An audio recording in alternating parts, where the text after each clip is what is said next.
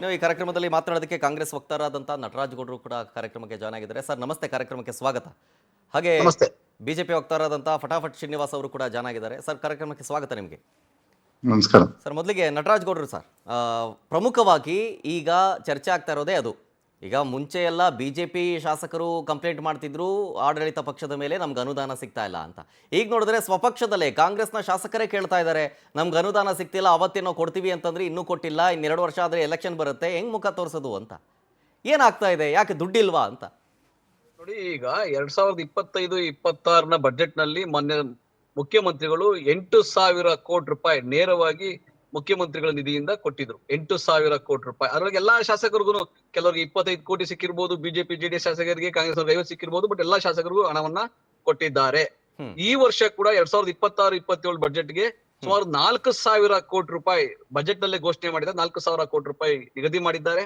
ಮತ್ತೆ ಎಲ್ಲಾ ಇಲಾಖೆಗಳಿಂದ, ಸುಮ್ಮನೆ ಏನು ಬರೀ ಇದರಿಂದಲ್ಲ, ನಗರಾಭಿವೃದ್ಧಿ ಇಲಾಖೆ ಆಗ್ಬೋದು, ಗ್ರಾಮೀಣಾಭಿವೃದ್ಧಿ ಇಲಾಖೆ, ಪಂಚಾಯತ್ ರಾಜ್ ಇಲಾಖೆ, ಲೋಕೋಪಯೋಗಿ ಇಲಾಖೆ, ನೀರಾವರಿ ಇಲಾಖೆ, ಸಾಮಾಜಿಕ ಕಲ್ಯಾಣ ಇಲಾಖೆ, ಎಲ್ಲಾ ಇಲಾಖೆಗಳಿಂದ ಅವರಿಗೆ ಅನುದಾನಗಳು, ಶಾಸಕರುಗಳಿಗೆ ಅನುದಾನಗಳು ಹೋಗ್ತಾ ಇದೆ. ಮತ್ತೆ ಕೆಲಸಗಳು ಕೂಡ ಮಾಡ್ತಾ ಇದ್ದಾರೆ. ಈಗ ಯಲಹಂಕ ಬಿಜೆಪಿ ಇರ್ತಕ್ಕಂತಹ ವಿಧಾನಸಭಾ ಕ್ಷೇತ್ರ, ಯಲಹಂಕ ಬಿಜೆಪಿ ಶಾಸಕರು ಇರ್ತಕ್ಕಂಥದ್ದು, ಅಲ್ಲಿ 350 ಕೋಟಿ ರೂಪಾಯಿ ಕಾಮಗಾರಿಗಳು ಕಳೆದ 6 ತಿಂಗಳಿಂದ ಶಂಕುಸ್ಥಾಪನೆಯಾಗಿ ಕಾಮಗಾರಿ ಪ್ರಗತಿಯಲ್ಲಿದೆ. ರಾಜಾಜಿನಗರ ವಿಧಾನಸಭಾ ಕ್ಷೇತ್ರ ಬಿಜೆಪಿ ಇರ್ತಕ್ಕಂಥವ್ರು, ಬಿಜೆಪಿ ಶಾಸಕರು ರಾಜಾಜಿನಗರದಲ್ಲಿ ಈಚೆಗೆ ಬಂದು ಕೆಲಸ ಮಾಡೋದಿಲ್ಲ. ಆದಾಗ್ಯೂ ಕೂಡ ರಾಜಾಜಿನಗರದಲ್ಲೂ ಕೂಡ 150 ಕೋಟಿ ರೂಪಾಯಿ ಕಾಮಗಾರಿಗಳು, ವಿವಿಧ ಕಾಮಗಾರಿಗಳು, ನೀರಾವರಿದ್ದು, ಲೋಕೋಪಯೋಗಿ ಇಲಾಖೆದ್ದು ಕೆಲಸಗಳು ನಡೀತಾ ಇದ್ದಾವೆ, ರಸ್ತೆಗಳದ್ದು ಕೆಲಸಗಳು ನಡೀತಾ ಇದ್ದಾವೆ. ಈ ರೀತಿಯಾಗಿ ಅದು ಬಿಜೆಪಿಯವರು, ಕಾಂಗ್ರೆಸ್ನವರು ಅಂತ ಆತರ ಏನಿಲ್ಲ. ಆದಾಗ್ಯೂ ಕೂಡ ಈಗ ಕೇಂದ್ರ ಸರ್ಕಾರದಲ್ಲಿ ನಮ್ಗೆ GST ರ್ಯಾಷನಲೈಸೇಷನ್ ಮಾಡಿದ್ಮೇಲೆ ಸುಮಾರು 10,000 ಕೋಟಿ ರೂಪಾಯಿ ಈ ಬಾರಿ ನಮ್ಗೆ ಕೊರತೆ ಆಗಿದೆ. ಮುಂದಿನ ವರ್ಷಕ್ಕೆ ಇನ್ನು 15,000 ಕೋಟಿ ರೂಪಾಯಿ ಕೊರತೆ ಆಗುತ್ತೆ. ನಮ್ಗೆ ಕೇಂದ್ರ ಸರ್ಕಾರದಿಂದ ಬರ್ಬೇಕಾದ ಅನುದಾನಗಳು ಕೆಲವು ಬಂದಿಲ್ಲ, ನಮ್ಗೆ ಬರ್ಬೇಕಾದಂತ ಯೋಜನೆಗಳು ಬರ್ತಾ ಇಲ್ಲ. ಅಲ್ಲಿ ಆ ತರದಾಗಿ ಹಣಕಾಸಿನ ಕೊರತೆ ಖಂಡಿತವಾಗಿ ಇದ್ದೇ ಇರುತ್ತೆ. ಯಾಕಂದ್ರೆ ಕೇಂದ್ರ ಸರ್ಕಾರ ಈಗ ನರೇಗಾ ಮುಖಾಂತರ ನಮ್ಮ ಮೇಲೆನೆ 3,000 ಕೋಟಿ ರೂಪಾಯಿ ಅಷ್ಟು ಹೊರೆಯನ್ನ ಹಾಕ್ಲಿಕ್ಕೆ ಹೊರಟಿದೆ. ಈ ತರ ಇರುವ ಅಸಮಾನತೆ ನಡುವೆನೂ ಕೂಡ ರಾಜ್ಯದಲ್ಲಿ, ಯಾಕಂದ್ರೆ ನಿಮ್ಗೆ ಗೊತ್ತಿದೆ, ಆಫ್ಟರ್ ಕೋವಿಡ್ 2020, 21, 22 ನಂತರ 23 ನಂತರ ಆ 3 ವರ್ಷ ಎಷ್ಟು ಕಷ್ಟವಾಗಿತ್ತು ರಾಜ್ಯದಲ್ಲಿ. ಆದಾಗೆ ಈ ರಾಜ್ಯ ಸರ್ಕಾರ ಖಂಡಿತವಾಗಿ ಅಭಿವೃದ್ಧಿಗೆ, ಯಾಕಂದ್ರೆ 4,48,000 ಕೋಟಿ ರೂಪಾಯಿ ಅಭಿವೃದ್ಧಿಗಾಗಿ ಅಂತಾನೆ ಈ ಒಳ್ಳೆಯ ಬಜೆಟ್ ಅನ್ನ ಒಂದು ನಮ್ಮ ಇತಿಮಿತಿನಲ್ಲಿ ನಮ್ಮ ಆರ್ಥಿಕ ಶಿಸ್ತನ್ನು ಕಾಪಾಡಿಕೊಂಡು ಬಜೆಟ್ ಅನ್ನು ಮಂಡಿಸಿದ್ದಾರೆ. ಆಮೇಲೆ ಯಾರಿಗೂ ಅಸಮಾಧಾನ ಆಗದಂತೆ ನೋಡ್ಕೊಂಡಿದ್ದಾರೆ. ನಿಜವಾಗ್ಲೂ ಯಾರ್ದಾದ್ರು ಯೋಜನೆಗಳಿದ್ರೆ ನೇರವಾಗಿ ಆ ಇಲಾಖೆ, ಯಾವ ಇಲಾಖೆ ಇದೆ, ಯಾವ ಮಂತ್ರಿಗಳಿದ್ದಾರೆ, ಅವ್ರನ್ನ ಭೇಟಿ ಮಾಡಿ ತಮ್ಮ ಯೋಜನೆಗಳನ್ನ ಕೊಟ್ರೆ, ಕಾರ್ಯಸೂಚಿಗಳನ್ನ ಕೊಟ್ರೆ ಖಂಡಿತವಾಗಿ ಅವ್ರಿಗೂ ಕೂಡ ಹಣ ಬಿಡುಗಡೆ ಆಗ್ತದೆ. ಏನ್ ಗೊತ್ತಾ, ಈ ಅಕಸ್ಮಾತ್ ಎಲ್ರಿಗೂ ಕೊಟ್ಟಿದ್ದಾರೆ, ಏನ್ ಸಮಸ್ಯೆ ಇಲ್ಲ ಅಂತಂದ್ರೆ, ನೆನೆ ಮದ್ದೂರು ಶಾಸಕರೇ ಯಾಕಂಗಂದ್ರು ಅಂತ, ಇಲ್ಲ ನಮ್ಗೆ ಇನ್ನ ಬರೋದು ಬಾಕಿ ಇದೆ, ಬಂದಿಲ್ಲ, ನಾವ್ ಹೆಂಗೆ ಕ್ಷೇತ್ರಕ್ಕೆ ಹೋಗೋದು ಅಂತ ಹೇಳಿದ್ರಲ್ಲ. ನಿಮ್ಮ ಹತ್ರ ಹೇಳೋದು ನನಗೆ ಗೊತ್ತಿಲ್ಲ, ಮದ್ದೂರು ಶಾಸಕರು ಏನ್ ಹೇಳಿದ್ರು ನನಗೆ ಗೊತ್ತಿಲ್ಲ. ಟೈಮ್ ನಲ್ಲಿ ಅಲ್ಲೇ ಹೇಳಿದ್ದು ನನ್ಗೇನ್ ಗೊತ್ತಾ, ನನಗೆ ಅದು ಆ ಮಾಹಿತಿ ಇಲ್ಲ. ಬಟ್ ಏನಂದ್ರೆ ಮದ್ದೂರು ಶಾಸಕರಾಗ್ಲಿ, ಇನ್ನೊಂದು ಶಾಸಕರಾಗ್ಲಿ, ರಾಜನಗರ ಶಾಸಕರಾಗ್ಲಿ, ಇಲ್ಲ ನಮ್ಮ ಜಯನಗರ ಶಾಸಕರಿಗಾಗ್ಲಿ ಅವರು ಕ್ರಿಯಾ ಯೋಜನೆಗಳನ್ನ ಮಾಡಿದ್ರೆ ಅವರಿಗೆ ಬೇರೆ ಬೇರೆ ಇಲಾಖೆಯಿಂದ ಹಣ ಬಿಡುಗಡೆ ಆಗಿದೆ, ಇನ್ನು ಮುಂದೆನೂ ಆಗುತ್ತೆ. ಅದರೊಳಗೆ ಅವ್ರಿಗೆ ಸಾಲ್ತಾ ಇಲ್ಲ, ಇನ್ನು ಜಾಸ್ತಿ ಬೇಕು ಅಂತ ಕೇಳ್ಬೋದನೆ ಹೊರತು ಕೊಟ್ಟೇ ಇಲ್ಲ, ಮಾಡೇ ಇಲ್ಲ ಅಂತ ಹೇಳಿ ಸಾಧ್ಯ ಆಗೋದಿಲ್ಲ. ಅದು ಕಳೆದ ಬಾರಿ 8,400 ಕೋಟಿ ಖರ್ಚಾಗಿದೆ ಮುಖ್ಯಮಂತ್ರಿಗಳ ನಿಧಿಯಿಂದ. ಈ ಬಾರಿ 4,000 ಕೋಟಿ ಇಟ್ಟಿದ್ದಾರೆ ನೇರವಾಗಿ.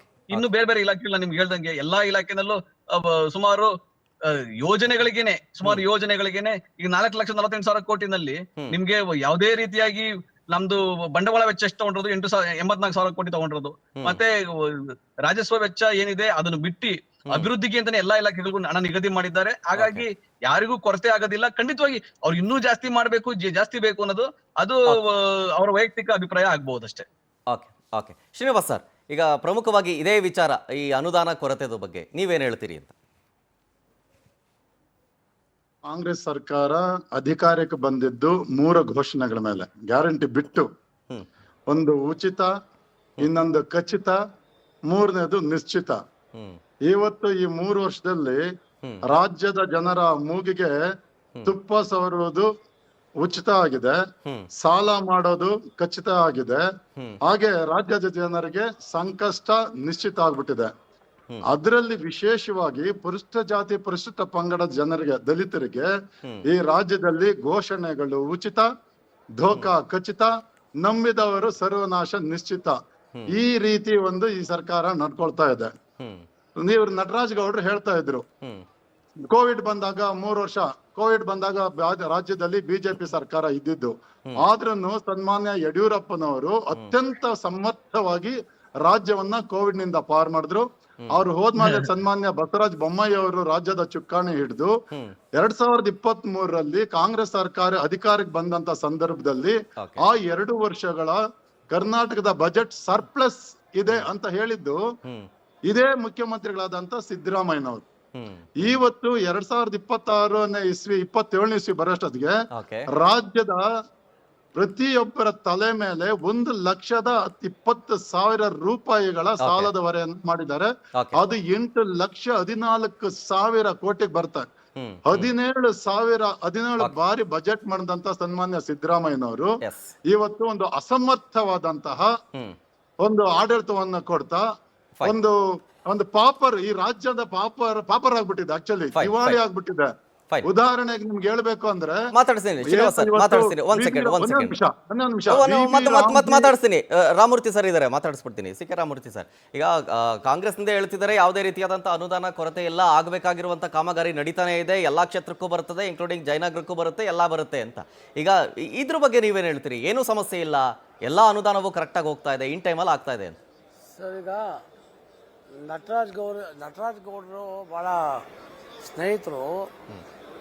ಗೊತ್ತಿಲ್ಲ ಸರ್, ಬೆಂಗಳೂರು ಮಹಾನಗರಕ್ಕೆ ಬೇರೆ ಯಾವುದೇ ಇಲಾಖೆಯಿಂದ ₹1 ನಯಾ ಪೈಸಾ ಬರಲ್ಲ, ಯಾರಿಗೇ ಆಗಲಿ. ಈಗ ರಾಜನಗರ 150 ಕೋಟಿ ರೂಪಾಯಿ ಅಂದ್ರು, 25-30 ಕೋಟಿ ರೂಪಾಯಿ ಮೇಲೆ 1 ನಯಾ ಪೈಸೆ ಅವ್ರಿಗೆ ಬಂದಿಲ್ಲ. ನಮ್ಮ ವಿಶ್ವನಾಥ್ ಅವ್ರು ನಾಳೆ ಬೆಳಗ್ಗೆ ಅವ್ರು ತಗೊಂಬಂದು ಕೊಡ್ತೀವಿ ಎಷ್ಟು ಇದಾಗಿದೆ ಅಂತ ಅಂದ್ಬಿಟ್ಟು ಅವ್ರ ಕಡೆಗೆ ಸಣ್ಣ ಪುಟ್ಟ ಬೇರೆ ಬೇರೆ ಇಲಾಖೆ ಬರುತ್ತೆ, ಅರ್ಧ ಪಂಚಾಯತ್ಗಳು ಬರುತ್ತೆ, ಅರ್ಧ ಸಿಟಿ ಬರುತ್ತೆ. ದೃಷ್ಟಿಯಿಂದ ಒಂದು 30-40 ಕೋಟಿ ರೂಪಾಯಿ ಜಾಸ್ತಿ ಮಾಡಿರ್ಬೋದು. ಎಲ್ಲ ಅವ್ರಿಗೆ 150 ಕೋಟಿ ಬಂದಿಲ್ಲ. ಜಯನಗರದಲ್ಲಿ ಕೂಡ ಯಾವ್ಯಾವ ಮಹಾನಗರ ಪಾಲಿಕೆ ವ್ಯಾಪ್ತಿ ಬರುತ್ತೆ ಅದಕ್ಕೆ ಮಹಾನಗರ ಪಾಲಿಕೆ ಹಣ ಬರಬೇಕೆ ಹೊರತು ನೀರಾವರಿ ಇಲಾಖೆಯಿಂದ ಇದು ಬೇರೆ ಬೇರೆ ಇಲಾಖೆಯಿಂದ ಯಾವುದು PWD ಬರಲ್ಲ. ಅದು ನಟರಾಜ್ ಗೌಡರು ತಿಳಿದಿದೆ, ಕನ್ಫ್ಯೂಸ್ ಮಾಡ್ಕೊಂಡಿದ್ದಾರೆ. ಒಟ್ಟಾರೆ ಹೇಳಬೇಕು ಅಂತಂದ್ರೆ ಈ ರಾಜ್ಯದ ಮುಖ್ಯಮಂತ್ರಿಗಳಿಗೆ ಬಹಳ ನಮಗಂತೂ ಬಹಳ ಖುಷಿ ಆಯ್ತು, 17ನೇ ಬಜೆಟ್ ಅನ್ನ ರೆಕಾರ್ಡ್ ಮಾಡಿದ್ದಾರೆ ಅಂತ. ಆದ್ರೆ ಈ ಸಂದರ್ಭದಲ್ಲಿ ಈ ಬಜೆಟ್ ಒಂದು ನಿರಸ ಬಜೆಟ್. ಇಲ್ಲಿ ಒಬ್ಬ ಬಜೆಟ್ ಅಂತಂದ್ರೆ ಜನ ಏನ್ ನಿರೀಕ್ಷಣೆ ಮಾಡ್ತಾರೆ, ಯಾವ್ದು ಕಡಿಮೆ ಆಗುತ್ತೆ, ಯಾವ್ದು ಜಾಸ್ತಿ ಆಗುತ್ತೆ, ಯಾವ್ದ್ರ ಮೇಲೆ ತೆರಿಗೆ ಹಾಕಿಲ್ಲ, ಆಮೇಲೆ ಎಷ್ಟು ನಮಗೆ ರಾಜಸ್ವ ಎಷ್ಟು ಬಂದಿದೆ, ಇದ್ರ ಬಗ್ಗೆ ಜನಗಳು ಮತ್ತೆ ಬೇರೆ ಬೇರೆಯವರು ಅದನ್ನು ನಿಶ್ಚಯ ಮಾಡ್ತಾರೆ. ಆದ್ರೆ ಈ ಬಜೆಟ್ ಏನಿದೆ, ಉಪ್ಪುನೂ ಇಲ್ಲ, ಖಾರನೂ ಇಲ್ಲ, ಹುಳಿ ಇಲ್ಲ, ಆ ತರ ಬಜೆಟ್ ಆಗಿದೆ ಪರಿಸ್ಥಿತಿ. ಇವತ್ತು ಜನ ಏನ್ ನಿರೀಕ್ಷಣೆ ಮಾಡಿದ್ರು, ರೈತರುಗಳು ಏನ್ ನಿರೀಕ್ಷಣೆ ಮಾಡಿದ್ರು, ಸಾಮಾನ್ಯ ನಾಗರಿಕರು ಏನ್ ನಿರೀಕ್ಷಣೆ ಮಾಡಿದ್ರು, ಯಾವುದೇ ಇದಕ್ಕೆ ₹1 ಇಲ್ಲ ಇವತ್ತು. ಇವಾಗ ನಮ್ಮ ಸ್ನೇಹಿತರು ಹೇಳ್ತಾ ಇದ್ರು ಆ ಕಡೆಯಿಂದ, ಸಾಲ ಮಾಡಿರೋದೇ ಇದೊಂದು ಸಾಧನೆ. ಸಾಲ ಏನ್ ಮಾಡಿದ್ದಾರೆ ರೆಕಾರ್ಡು. ಇವತ್ತು ಎಲ್ಲ ಮುಖ್ಯಮಂತ್ರಿಗಳಲ್ಲಿ ಹೈಯೆಸ್ಟ್ ಸಾಲ ಮಾಡಿರೋ ಒಬ್ಬ ಮುಖ್ಯಮಂತ್ರಿಗಳು ಅಂದ್ರೆ ಅದು ಸಿದ್ದರಾಮಯ್ಯನವರು. ಬೆಂಗಳೂರು ಮಹಾನಗರ ತಗೊಳ್ಳಿ, 7,000 ಕೋಟಿ ಅಂತ ಹೇಳಿದ್ದಾರೆ. ಅದೇ ಕಳೆದ ಬಜೆಟ್ ಅವರು ಕೂಡ ಸೇಮು ಅದೇ ರೇಟ್, ಅದೇ 7,000 ಕೋಟಿ ರೂಪಾಯಿ. ಐದನೇ ಹಣಕಾಸು ಆಯೋಗ ಸಾಲ ಆಗಿದೆ, ಮತ್ತೆ ಜೊತೆಗೆ ಗ್ಯಾರಂಟಿದು ಇನ್ ಟೈಮಲ್ಲಿ ಕ್ರೆಡಿಟ್ ಆಗ್ತಿಲ್ಲ ಅನ್ನೋ ಆರೋಪ ಇದೆ, ಅಭಿವೃದ್ಧಿ ಕೆಲಸ ಆಗ್ತಿಲ್ಲ ಅಂತ. ಮತ್ತೆ ಸಾಲ ಮಾಡ್ಕೊಂಡಿದ್ದಾರೆ, ಅಷ್ಟು ಹೆಚ್ಚು ಏನೋ ಅತಿ ಹೆಚ್ಚು ಸಾಲ ಮಾಡಿರೋ CM ಅಂತ ಕೂಡ ಹೇಳ್ತೀರಾ. ಹಾಗಾದ್ರೆ ದುಡ್ಡೆಲ್ಲೋಯ್ತು ಸರ್? ಈಗ 5ನೇ ಹಣಕಾಸು ರಾಜ್ಯ ಆಯೋಗ ಮೊನ್ನೆ ಒಂದು ಬುಕ್ ಅನ್ನ ಪ್ರೊಡ್ಯೂಸ್ ಕೊಟ್ಟಿದ್ದಾರೆ. ಇನ್ನ 4-5 ವರ್ಷಕ್ಕೆ ಬೆಂಗಳೂರು ಮಹಾನಗರದ 5 ಪಾಲಿಕೆಗಳಿಗೆ 55,000 ಕೋಟಿ ರೂಪಾಯಿನ ನಾವು ಅಲ್ಲಿ ತುಂಬಿಸ್ಬೇಕು ಅಂತ. ಎಲ್ಲಿಂದ ದುಡ್ಡು ತಗೊಂಡ್ಬರ್ತಾರೆ? ಟ್ಯಾಕ್ಸ್ ಜಾಸ್ತಿ ಮಾಡ್ತಾ ಇದ್ದೀರಾ. ಬೇರೆ ಬೇರೆ ಕಡೆ ಇವಾಗ ನೀವು ಫ್ಲೋರ್ಗಳನ್ನ ರೈಸ್ ಮಾಡ್ತಾರೆ, ಅನಾಥರಿಗೆ ಇವಾಗ ಎಕ್ಸೆಸ್ ಮಾಡಿದ್ದೀರಾ. ಇವರಿಗೆ ತೆರಿಗೆ ಒಂದೇ ಬಿಟ್ರೆ ಬೆಂಗಳೂರು ಮಹಾನಗರಕ್ಕೆ ಬೇರೆ ಯಾವ ಸೋರ್ಸ್ ಬರ್ತಾ ಇದೆ ಅಮೌಂಟು? ಅದರಲ್ಲೇ ನೀವು ಅಂಡರ್ ಪಾಸ್ ಮಾಡಬೇಕು ಅಂತಿದ್ದೀರಾ, ಸುರಂಗಗಳು ಮಾಡಬೇಕು ಅಂತಿದ್ದೀರಾ, ವೈಟ್ ಟ್ಯಾಪಿಂಗ್ ಮಾಡಬೇಕು ಅಂತಿದ್ದೀರಾ, ಸುಮಾರು 7,000 ಕೋಟಿ ರೂಪಾಯಿನ ಡೆವಲಪ್ಮೆಂಟ್ಗೆ ಅಂತ ಮಾಡ್ತಾ ಇದ್ದೀರಾ, 14,000 ಕೋಟಿನ ಸುರಂಗ ಮಾರ್ಗ ಮಾಡು. ಎಲ್ಲಿದೆ ಅಮೌಂಟ್ ನಮಗೆ? ಈಗೇನು ಸಾಲ ಮಾಡಬೇಕು. ಇವತ್ತು ಬೆಂಗಳೂರು ಮಹಾನಗರದಲ್ಲಿ ಜನ ಏನ್ ಕೇಳ್ತಿದ್ದಾರೆ ಸರ್, ಡೆವಲಪ್ಮೆಂಟ್ ಟಾರ್ ಹಾಕ್ಬೇಕು. ಕಳೆದ 3 ವರ್ಷದಲ್ಲಿ ಎಷ್ಟು ರಸ್ತೆಗಳಿಗೆ ಟಾರ್ ಹಾಕಿದ್ದಾರೆ ಇವರು? 3 ಬಜೆಟ್ ಆಯ್ತು ಅವ್ರದ್ದು.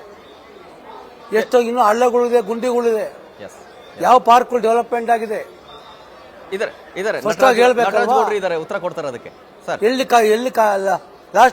ಲಾಸ್ಟ್ ಟೈಮ್ ಹೇಳಿದ್ರು ಡಿ ಕೆ ಶಿವಕುಮಾರ್ ಅವರು, ಈಗ ನಾವು ಲಾಸ್ಟ್ ಬುಕ್ ಅಲ್ಲಿ ಇದೆ, ಬಜೆಟ್ ಬುಕ್ ಅಲ್ಲಿ ಓದ್ಕೊಳ್ಳಿ. ನಟರಾಜ್ ಗೌಡ್ರಿಗೆ ಕೇಳ್ತೀನಿ ನಾನು. ಲಾಸ್ಟ್ ಟೈಮ್ ಇವರು ಡಿ ಕೆ ಶಿವಕುಮಾರ್ ಸಾಹೇಬ್ರು ಹೇಳಿದ್ರು, ಎಸ್ 4 ಕಡೆ 100 ಎಕರೆ ನಾವು ಏನು ತ್ಯಾಜ್ಯ ನಿರ್ವಹಣೆಗೆ ನಾವು ಜಾಗನ ಹುಡುಕ್ತೀವಿ ಅಂತ. Okay. ಜಾಗ ಹುಡುಕೋದ್ರಲ್ಲಿ ಡಿ ಸಿ ಕೂಡ ಆದೇಶವನ್ನ ಮಾಡಿಲ್ಲ. ಓಕೆ ಕಸ ಎಲ್ಲಿ ಹೋಗ್ಬೇಕು ಮತ್ತೆ. ಓಕೆ 4 ಕಡೆ 100 ಎಕರೆ ಮಾಡ್ತೀವಿ ಅಂತ ಹೇಳಿದ್ರಲ್ಲ ಓಕೆ ನಟರಾಜ್ ಗೌಡ್ರೆ. ಏನ್ ಡೆವಲಪ್ಮೆಂಟ್ ಇದುವರೆಗೆ ಈ ಉತ್ತರ ಬಜೆಟ್ ಕೇಳ್ತೀನಿ. ಮಾಹಿತಿನೇ ಇಲ್ಲ. Ramamurthy sir 1 second. ನಟರಾಜ್ ಗೌಡ್ರೆ, ಈಗ ಮಾನ್ಯ ರಾಮಮೂರ್ತಿ ಅವರು ಹೇಳ್ತಾ ಇರ್ತಕ್ಕಂಥದ್ದು ಅಕ್ಷರಶಃ ಅದ್ರೊಳಗೇನು ನಿಜ ಇಲ್ಲ ಅಂತ ನಾನು ಹೇಳೋದಿಲ್ಲ. ಅದ್ರೊಳಗೆ ಅಕ್ಷರಶಃ ನಿಜ ಇದೆ. ಅಂದ್ರೆ ಬೆಂಗಳೂರು ಬಹಳ ಬೃಹದಾಕಾರವಾಗಿ ಬೆಳೆದಿದೆ. ನೀವು ಲಿಮಿಟ್ ಬಿಯಾಂಡ್ ಬೆಂಗಳೂರು ನಮ್ಮ ಕಂಟ್ರೋಲ್ ಮೀರಿ ಬೆಳೀತಾ ಇದೆ. 800 ಸ್ಕ್ವೇರ್ ಕಿಲೋಮೀಟರ್ ಆಗಿದೆ. ಈಗ ಬೆಂಗಳೂರು ಗ್ರಾಮಾಂತರ ಎಲ್ಲ ಸೇರ್ಕೊಂಡ್ಬಿಟ್ಟು ಇನ್ನು ಜಾಸ್ತಿ ಆಗ್ತದೆ. ಆದರೆ ಈಗ ಕಸ ನಿರ್ವಹಣೆ ಚಾಲೆಂಜ್ ಇದೆ. ಓಕೆ, ಕುಡಿಯೋ ನೀರನ್ನು ಒದಗಿಸೋದು ಚಾಲೆಂಜ್ ಇದೆ. ಅದಕ್ಕೆ ಕಾವೇರಿ 6ನೇ ಅಂತ ಬರ್ತಾ ಇದೆ. ಮೇಕೆದಾಟು ಯೋಜನೆ ತಗೊಂಡ್ ಬರ್ತೀವಿ. ವೈಟ್ ಟಾಪಿಂಗ್ ಮಾಡ್ತಾ ಇದೀವಿ. ಯಾಕಂದ್ರೆ ರಸ್ತೆಯಲ್ಲಿ ಯಾವಾಗ್ಲೂ ಕಿತ್ತೋದ ರಸ್ತೆ ಗುಂಡಿಗಳು ಹಾಕ್ಬೇಕು. ಯಾಕಂದ್ರೆ 2022-23 ಹಾಕಿರ್ತಕ್ಕಂತಹ ರಸ್ತೆಗಳೇ ಇವು ಗುಂಡಿ ಬಿದ್ದಿರ್ತಕ್ಕಂಥದ್ದು. ಅವುಗಳನ್ನ ಮುಚ್ಚಲಿಕ್ಕೆ 1,200 ಕೋಟಿ ರೂಪಾಯಿ ಮಾನ್ಯ ಮುಖ್ಯಮಂತ್ರಿಗಳು ಕಳೆದ ವರ್ಷ ಕೊಟ್ಟಿದ್ದು, ಅದನ್ನ ಮುಚ್ಚಿದ್ದನ್ನು ತಾವು ನೋಡಿದಿರಿ.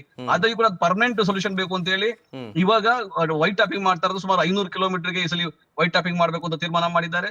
ಅದು ಪ್ರಗತಿಲಿದೆ. ಕಳೆದ ವರ್ಷನೂ ಕೂಡ ವೈಟ್ ಟಾಪಿಂಗ್ ಆಗಿದೆ.